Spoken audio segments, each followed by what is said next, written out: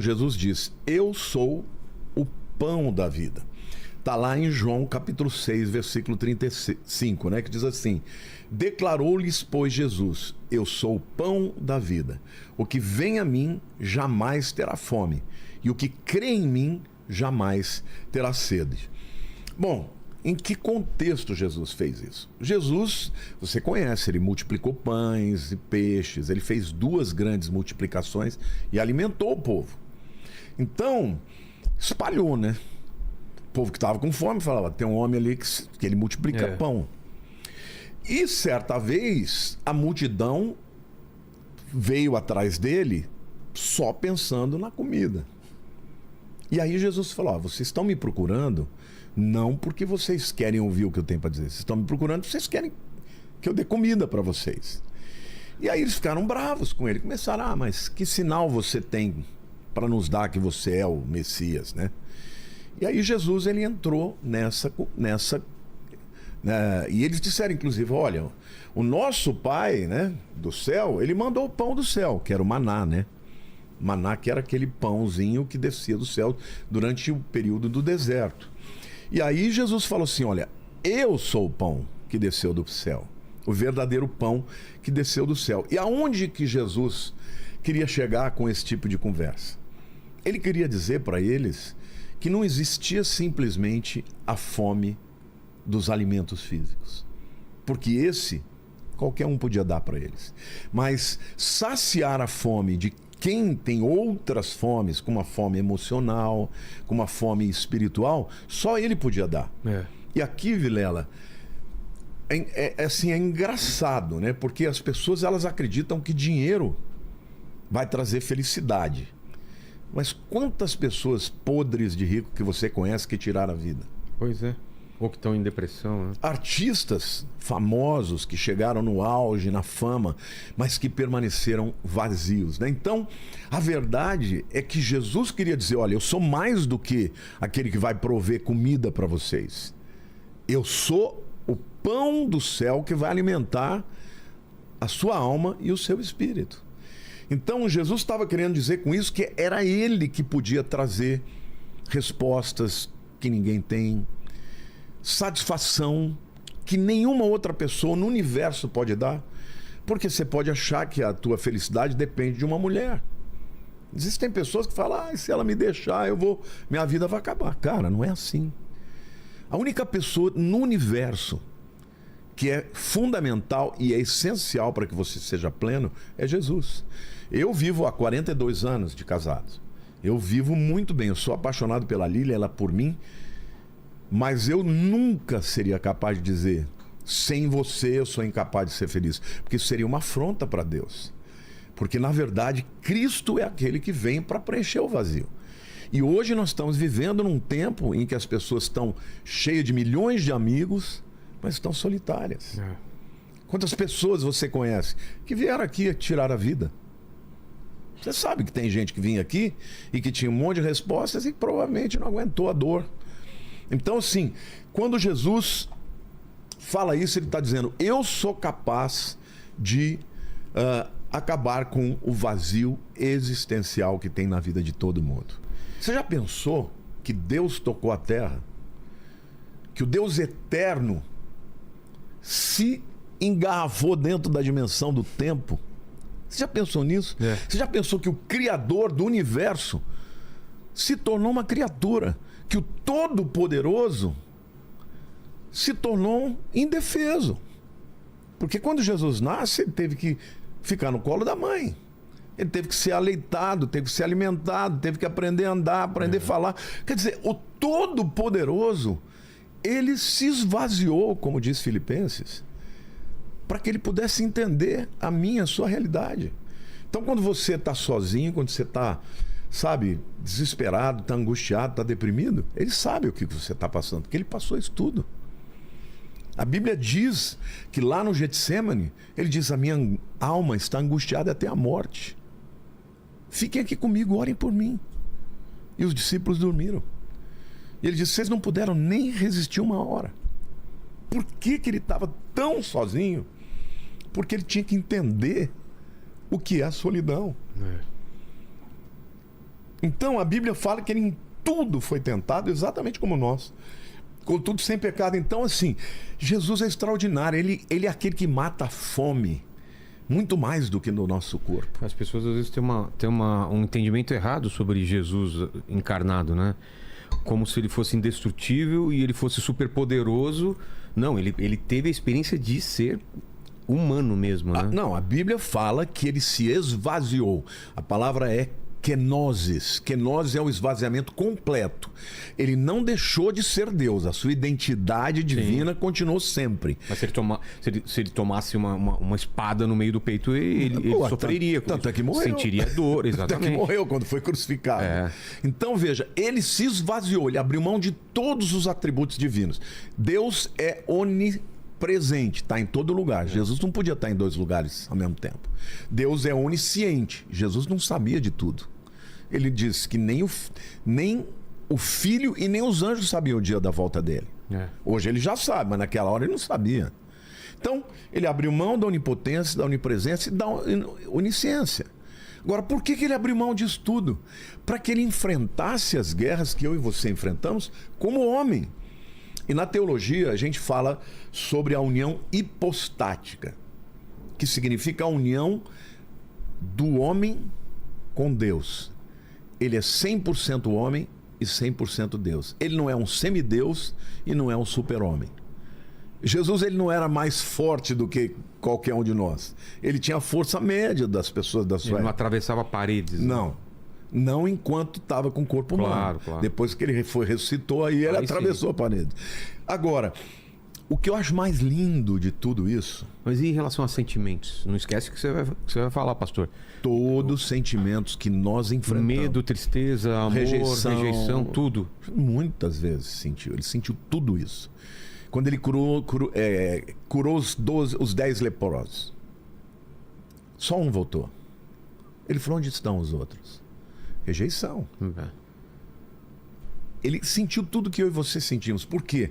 Porque hoje a Bíblia diz que ele está à destra de Deus intercedendo por mim e por você. Hebreus fala que nós não temos um sacerdote que não possa se compadecer.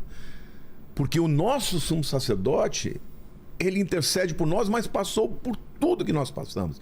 Em tudo foi tentado como nós fomos. Jesus sentiu dor, sentiu medo, sentiu tristeza, sentiu angústia. Foi provado, foi tentado. A única coisa que ele não é igual a nós é que ele nunca pecou. E nasceu sem pecado.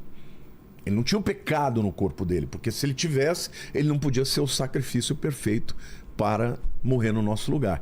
Então, assim, eu amo tanto a Jesus, todo dia que eu levanto, a primeira coisa que eu falo, Senhor, eu quero viver a minha vida até o último suspiro, amando e falando de Cristo.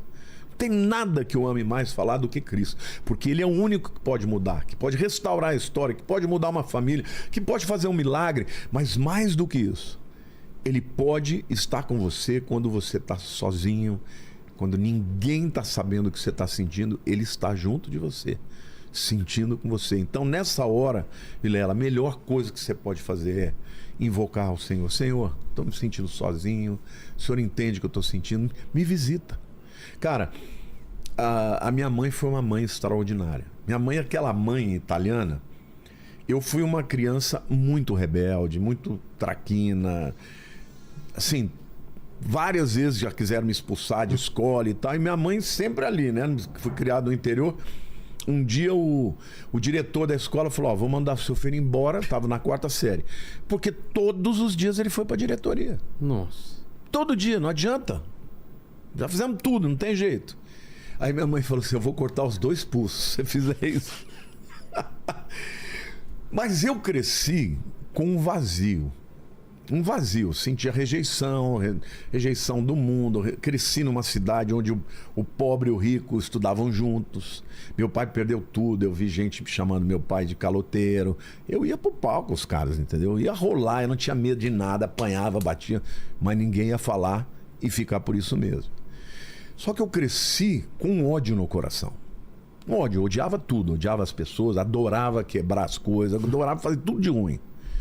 No dia que eu fui para o acampamento, eu fui porque a dona Zélia, falou assim, olha, você não sabe como as crentes são lindas.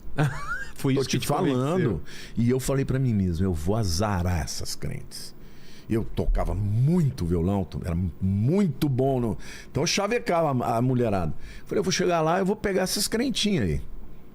Só que eu cheguei no primeiro dia, a mensagem que, quando começou a ser pregada, eu falei, quem é o desgraçado que contou minha vida pra esse cara? Por quê?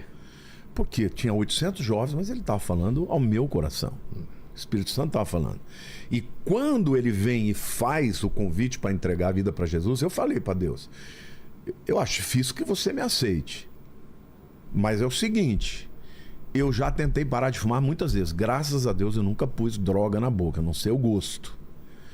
Mas eu fumava muito. E levei para o acampamento um monte de garfinha de uísque. Eu falei, eu vou aqui, eu vou azarar. Tocar o terror. Eu falei, eu vou azarar, eles vão me mandar embora daqui.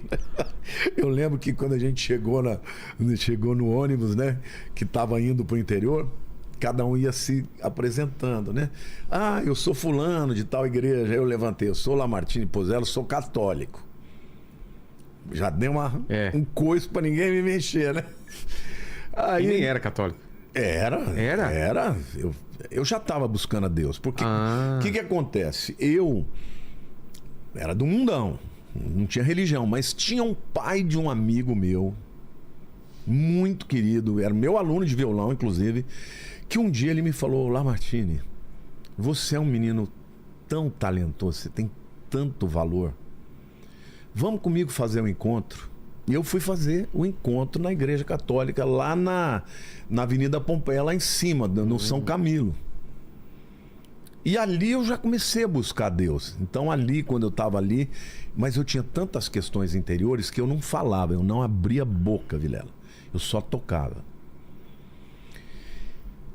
E depois morreu um amigo nosso, o Valtinho, durante o encontro, eu fiquei desgostoso, me afastei.